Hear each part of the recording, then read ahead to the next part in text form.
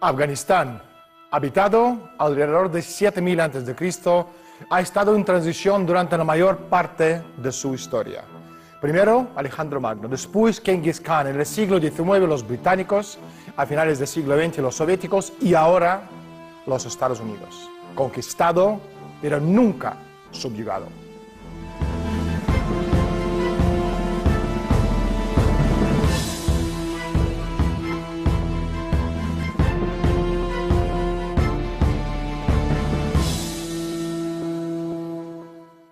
Más de una década después de que se iniciase el último conflicto, Afganistán es un desastre, con China, Pakistán y la India fuertemente involucrados en el desenlace del conflicto. La guerra se ha convertido en uno de los problemas más complejos y más difíciles a los que la política exterior de Estados Unidos se haya tenido que enfrentar jamás. Hoy, en Desde la Sombra, el misterio y el enigma de Afganistán. ¿Quiénes son los principales protagonistas de este conflicto tan poco entendido? ¿Quién manda? ¿El ejército estadounidense o los talibán? ¿Por qué los Estados Unidos han demostrado tan poca sofisticación en su guerra particular? ¿Por qué el ejército más poderoso de la historia de la humanidad sigue sin poder ganar la guerra contra una banda malamente armada? ¿Alguien tendrá las respuestas a esas preguntas tan complejas de clave? Por suerte, y desde la sombra, hemos encontrado dos personas muy especiales. Fueron los primeros occidentales de entrar en Afganistán después de la invasión soviética en 1979. Lo que vieron tenía poco que ver con la versión oficial que contaban los medios de comunicación occidentales. Pero primero, salimos a la calle y preguntamos a la gente su opinión sobre el conflicto en Afganistán. Hemos salido a la calle para ver lo que opina la gente sobre Afganistán. Entre Pakistán e Irán, sureste de Europa. No. Está entre... Bueno, te digo, un mapa no tienes. En la zona euroasiática, debajo de Rusia. Europa estaría entre Asia y Europa. Hombre, porque van en contra de Estados Unidos, que es el que marca un poco la política occidental. Pues porque son los típicos hombres suicidas y esta gente que dicen, oye, dicen en los medios. Bueno, su religión es muy especial, contra la nuestra es algo especial. Del país donde vengo significa algo malo. Supone que son malos, no están en Afganistán, están en todo el régimen islámico, pero dicen que son malos. Porque la asocian con el terrorismo, siempre. Pakistán, Afganistán, los talibán, Karzai, Pashtun. ¿Quiénes son todos estos personajes? ¿Quién nos podría explicar la raíz del conflicto? Por suerte, y desde la sombra, tenemos dos personajes justos para hacer eso. Liz, Paul, bienvenido al programa. Si uno escucha los medios corporativos de masa, Afganistán apenas califica como el país está anclado en la Edad Media. Esto, sin embargo, no es así según vuestra investigación. Cuando empezamos a fijarnos en Afganistán, vimos que Estados Unidos lo consideró siempre desde el punto de vista colonial británico. Esto es lo que se transmitía desde Pakistán en 1948. Esta visión consideraba que Afganistán era un país con poco desarrollo y fundamentalmente retrasado. Pero cuando estudiamos la historia afgana, cosa que hicimos y que investigamos, descubrimos que era exactamente al revés. En realidad, Afganistán estaba desarrollando algunas de las ideas más progresistas a principios del siglo XIX. El rey Amanullah empezó a conceder derechos a las mujeres, aboliendo los impuestos sobre las dotes y muchos otros vestigios de tribalismo. Estas ideas eran muy normales para los dirigentes afganos.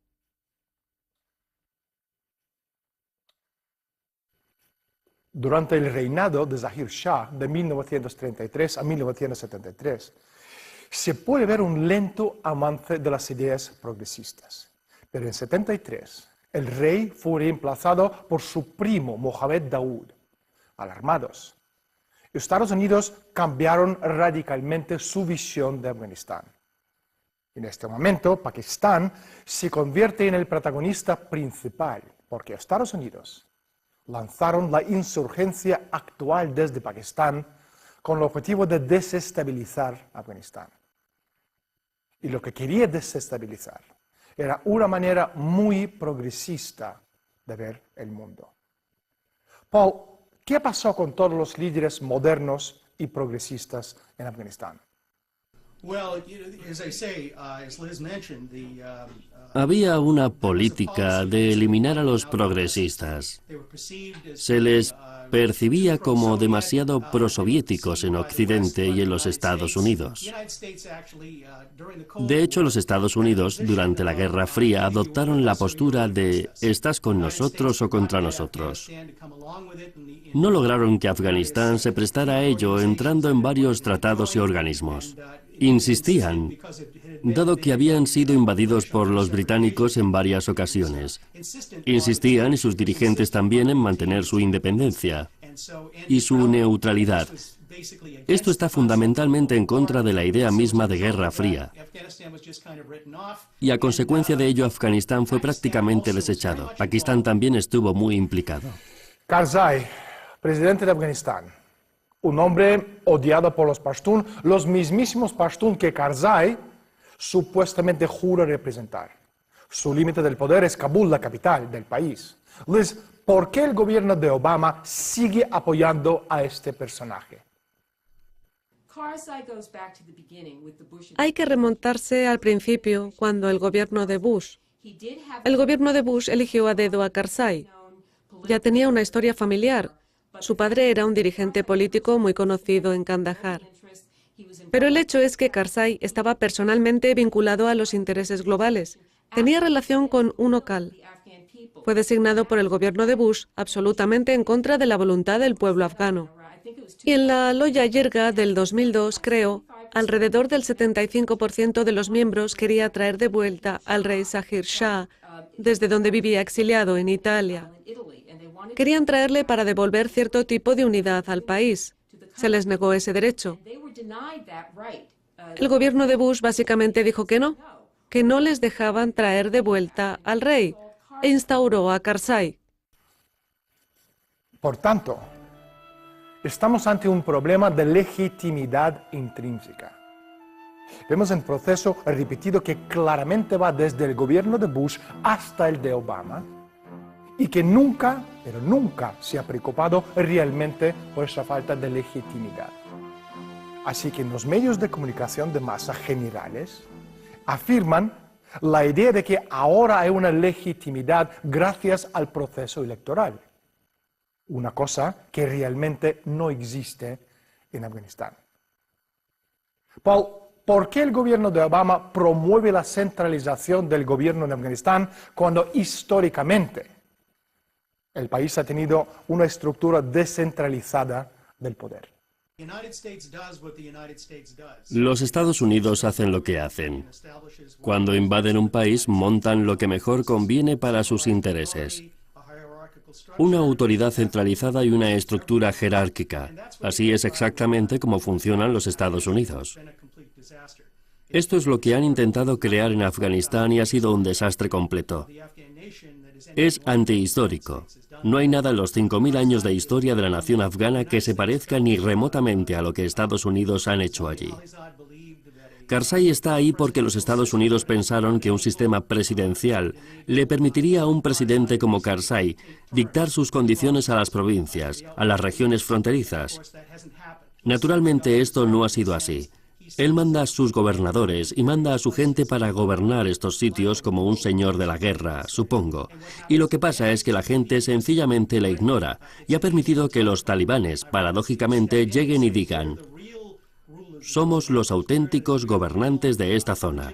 Somos los auténticos gobernantes legítimos de esta zona, porque controlamos las carreteras y controlamos los tribunales. Han instalado tribunales donde se aplica la Sharia y sobre todo un segundo gobierno en la sombra debido a esa decisión en concreto. Pero los Estados Unidos no han recapacitado sobre su decisión, no la han cambiado. Esta parece la manera típica en que los Estados Unidos cuidan de sus intereses en el mundo. En muchos casos parecen ser su propio peor enemigo. El poder de la pandilla de Karzai no va mucho más allá de Kabul. De modo que el resto del país es un cóctel de 2 decenas de administraciones regionales dirigidos por hombres fuertes locales, comúnmente denominados en los medios de comunicación occidentales como los señores de guerra. Estos son los hombres de lealtades y alianzas cambiantes y trabajarán con cualquier centro de poder doméstico o foráneo que parezca ascender en sus propias regiones, sea Irán, Pakistán, la India, los talibán, mismísimo Hekmatyar Gulbuddin o la pandilla de Kabul. En sus libros, ustedes planteáis preguntas difíciles acerca de la cobertura de los principales medios de comunicación, de la implicación de los Estados Unidos en Afganistán antes de la invasión soviética. Paul, Liz, ¿cuál es el ejemplo más escandaloso de la exageración de los hechos sobre el terreno por parte de la cobertura en los medios de masa occidentales? Yo todavía siento que estamos viviendo con el legado de la guerra de Charlie Wilson. Es algo emblemático de la cuestión de los medios de comunicación generales. En el año 1980 se orquestó una campaña de propaganda a través de los medios de comunicación generales, incluyendo los informativos de la CBS, para los que estábamos trabajando. Nosotros les aportamos el trabajo de campo y pudimos experimentar personalmente lo que ocurrió cuando la historia básica volvió a salir, convertida en una historia de propaganda sobre cómo entraron los soviéticos en Afganistán, quiénes eran los muyahidines y cuál debía ser el papel de Estados Unidos en todo ello. Lo que pasó con Charlie Wilson fue que se convirtió en el principal propagador de esta historia propagandística. Sin duda, la película La guerra de Charlie Wilson ha sido la película o la noticia más vista sobre la implicación estadounidense en Afganistán. Una película hecha a medida por Hollywood para lavar los cerebros de la masa sucia.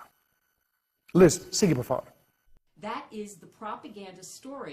La historia propagandística a la que nos opusimos cuando volvimos con el auténtico reportaje para los informativos de la CBS en 1981.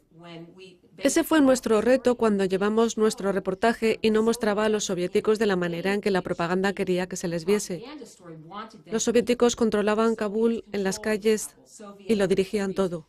Esto no es lo que realmente podías ver allí.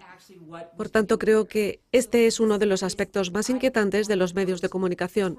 Su capacidad no solo para crear una historia de propaganda de sus propios intereses geopolíticos y de apoyo al gobierno en sus objetivos de política exterior, sino para imponerla en todas partes, incluyendo la conexión con Hollywood. Esto hace que millones y millones de personas en todo el mundo, pero sobre todo en Estados Unidos, vean esto como, de alguna manera, una representación de la verdad. Paul, ¿tú qué opinas? Sí, lo que hicieron fue difundir una narración fundamentalmente inventada. En conjunto, la idea era atraer a los soviéticos hacia su destrucción. Luego presentaron una historia con las razones por las que los soviéticos estaban en Afganistán, según la cual no tenía nada que ver con luchar contra el terrorismo en su frontera meridional, sino con construir una base para atacar el Golfo Pérsico. Esto encajaba perfectamente con la agenda de la derecha. Hicimos un documental sobre la carrera armamentística en la época y la gente que entrevistamos, Paul Walker, el que negoció los acuerdos SALT II, y John Kenneth Galbraith, que llevaba en el gobierno desde la Segunda Guerra Mundial dirigiendo la economía estadounidense. Ambos, cuando los soviéticos invadieron Afganistán, se dieron cuenta de que ya estaba. El juego se había acabado. La derecha, los conservadores que habían estado aumentando constantemente el presupuesto de defensa, y creando demonios en las mentes estadounidenses y en las mentes de los presidentes del país desde 1945 habían ganado.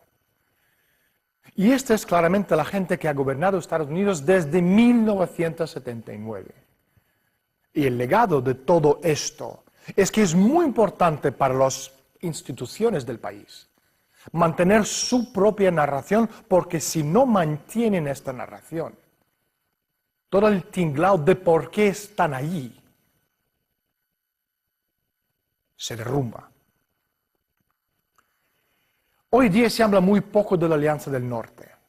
Antes del 11S, ellos eran los luchadores por la libertad y el gobierno de Estados Unidos les estaba apoyando en su guerra contra los talibanes. Más tarde, George Bush les traicionó cuando se dio cuenta que la única forma de gobernar Afganistán era a través de una alianza estratégica con los talibanes. Paul, ¿qué pasó con la Alianza del Norte? Bueno, la Alianza del Norte no existe realmente, es decir, existe fundamentalmente sobre el papel. Yo diría que en los últimos 5 o 6 años lo que hemos visto ha sido el crecimiento de los tayikos como ejemplo de población minoritaria en Afganistán, probablemente la segunda minoría más importante. Los intereses de Estados Unidos están representados por Rashid Afton, que fue un general del ejército del Partido Democrático del Pueblo de Afganistán durante la ocupación soviética de los años 80. Estuvo con la Alianza del Norte durante un tiempo. Luego se salió y peleó por su cuenta, enfrentándose a los tayikos y a los hazaras por esta razón. La Alianza del Norte, y sobre todo los chiitas de la religión afgana de Hazara, están geográficamente cercanos a Irán. Washington estaría más que deseoso de ver reducida la influencia de Irán en Afganistán. Una de las maneras de reducir esta influencia es borrarle a Irán de la faz de la tierra, algo bastante complicado, dado que no pueden ni con la pandilla sucia de los talibanes. Sin lugar a duda, si el gobierno de Karzai se mantiene mucho más tiempo en el poder, los iraníes aumentarán su influencia en el país. Al menos que les bombardeen primero bajo cualquier excusa o película de Hollywood. Los talibán no quieren que esto ocurra y lo han demostrado masacrando a los chiitas en Quetta en 2004 con el conocimiento y beneplácito de las autoridades pakistaníes. Aparte de ser fanáticamente antirrusos, los talibán son también anti-iraníes y anti-chiitas. Esa virtud adicional de los talibán no pasará por alto en los pasillos del poder e intriga de Washington, algo que no hemos visto en la película Guerra de Charlie Wilson. Liz, por favor. Me gustaría añadir un pequeño comentario. En realidad, esto es la continuación de la política de divide y vencerás, que fue la actitud colonial británica hacia Afganistán. Estados Unidos no está allí tratando de ayudar a los diferentes grupos étnicos afganos a unirse, sino más bien manipulando sus antagonismos. Así que esto parece indudablemente parte del plan y, por supuesto, llegados a este punto, mucha gente da por sentado que pastún significa talibán. Puede que todos los talibanes sean pastunes, pero no todos los pastunes son talibanes. Cuando los soviéticos invadieron Afganistán, la CIA apoyó el tráfico de drogas por parte de los rebeldes debido a su fuerte oposición a los soviéticos. Entre los peores, Gulbuddin Hekmatyar, uno de los mayores traficantes de heroína de toda la región, que recibió la mitad de todas las admisiones y armas de los Estados Unidos por parte de la CIA. Paul, ¿quién es? ¿Y por qué el gobierno estadounidense ha brindado un gran apoyo a este personaje siniestro como es Gulbuddin Hekmatyar? Hekmatyar y Massoud huyeron de Afganistán a principios de los años 70. Estaban procesados. Hekmatyar quería traer lo que él llamaba una forma pura de Islam a Afganistán. Era un islamista formado fuera del país. Volvió durante la época dorada de la Constitución del Rey, de 1963 a 1973. Esto abrió todo tipo de posibilidades. La izquierda llegó al gobierno, la derecha y los islamistas aparecieron por fin a campo abierto. Estos eran capaces de frenar muchas de las reformas progresistas. Era gente tradicionalmente apoyada por fuerzas extranjeras. Les apoyaron los británicos durante su dominación colonial en la India y luego Hekmatyar conoció Occidente cuando huyó de Afganistán en 1973. Desde ese momento, Hekmatyar fue reenviado a Afganistán por el gobierno pakistaní de Bhutto para causar problemas. Bhutto quería sobre todo mandarle un mensaje a Mohammed Daoud. Daoud, según ella, se estaba acercando demasiado a los soviéticos y tenía que volver a acercarse a los Estados Unidos con el apoyo y ayuda de Shah de Irán. O si no, enfrentarse al exterminio, y aquí es donde entra Hekmatyar Gulbuddin. En los años 80, Hekmatyar se convirtió en el chico de oro de la CIA americana. Dinero, armas, drogas, todo. Sin embargo, Hekmatyar fracasó en su intento de controlar Afganistán en beneficio de los pakistaníes, saudíes y estadounidenses, y cuando esto ocurrió, se crearon los talibanes, con la ayuda de los Estados Unidos, del espionaje británico y del embajador británico en Pakistán. Me gustaría añadir que Hekmatyar fue igualmente responsable de la masacre de muchos moderados. Los comunistas no eran el único blanco de los mujahidines, aunque Hekmatyar era uno de los más conocidos. Lo cierto es que el blanco era cualquiera que no fuera un extremista. Este es otro de los problemas de los años 80. Estados Unidos racionalizó el asunto al escoger a los extremistas, argumentando que eran los únicos que podían derrotar a los soviéticos. De modo que sencillamente apartaron la vista cuando empezaron las matanzas de moderados, obviamente no comunistas, y de cualquiera que no fuera un extremista. Y al final tuvieron que ir a matar a los extremistas que les ganaron la competición. Así que me parece que nadie da la talla. La administración Obama ha ofrecido a los talibanes un puesto en la mesa de negociaciones que definirán el futuro del país. Según ustedes, es un gravísimo error. Paul, la pregunta es, ¿cuál es el problema para hablar con los talibanes? Siempre hay un problema para hablar con los talibanes. A mí me gusta contarlo de esta manera.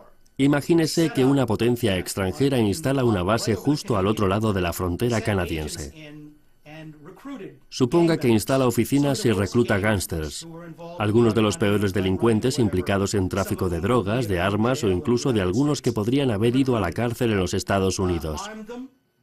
Los reclutas, los arma y los entrena. Les da la oportunidad y los consejos políticos necesarios para constituirse en partido político. Luego empiezan a hostigar y amenazar la seguridad. Vuelan puentes, hacen despliegues pirotécnicos en varios lugares, atacan comisarías y a las autoridades civiles. Entonces esa potencia extranjera va y reconoce a ese grupo como partido político legítimo en los Estados Unidos, porque está enfurecida por el comportamiento de los Estados Unidos y sus contestatarios nativos. Esto es exactamente lo que hicieron los Estados Unidos y Occidente con los talibanes. Ayudaron a crearlos. Paul, Liz, la última pregunta es a los dos. ¿Qué recomendaríais como hoja de ruta en Afganistán de aquí a cara al futuro? Creo que en lo esencial Afganistán debería volver a ser un estado neutral. Esto es lo que les dieron los británicos y cómo sobrevivieron en el siglo XIX, siendo neutrales. Pensamos que toda la región debe apoyar esto totalmente, lo que por supuesto significa Pakistán y Arabia Saudí, que son evidentemente las amenazas. También tenemos que enfrentarnos a lo que actualmente es el auténtico problema de los talibanes. Hay que esforzarse mucho por disolver el papel de los talibanes como lugar legítimo al que los afganos deben dirigirse. Hay que reemplazarlos por un desarrollo económico legítimo. Pero evidentemente esto no ha ocurrido en Afganistán desde el 2001. Las potencias regionales deben intervenir para garantizar que el nuevo gobierno, cualquiera que sea, si es elegido por votación del pueblo afgano, será protegido. Esto es esencial. Muchísimas gracias a los dos, no tenemos tiempo para más. La causa de las guerras se enraiza en la ideología reflejada en los libros de texto escolares. Las naciones van a la guerra por largos periodos de tiempo fundamentándose en mentiras, como han demostrado la Primera Guerra Mundial y cada uno de los conflictos de los siglos XX y XXI. En fin, la noticia y la verdad tienen poco en común. El famoso historiador Edward Morgan escribió: La historia nunca se repite. Eso solo les parece a aquellos que no conocen los detalles. Podemos pensar que el ferviente principio revolucionario es que todos los hombres deseen ser libres y mejorarse a sí mismos. Aunque desde luego esto nunca ha sido el objetivo de los poderes fácticos y creadores de los imperios. Soy Daniel Stulin. Estoy aquí para quedarme por mucho que esto puede irritar a la élite en los pasillos del poder. Gracias por estar con nosotros desde Madrid, España. Hasta la semana próxima.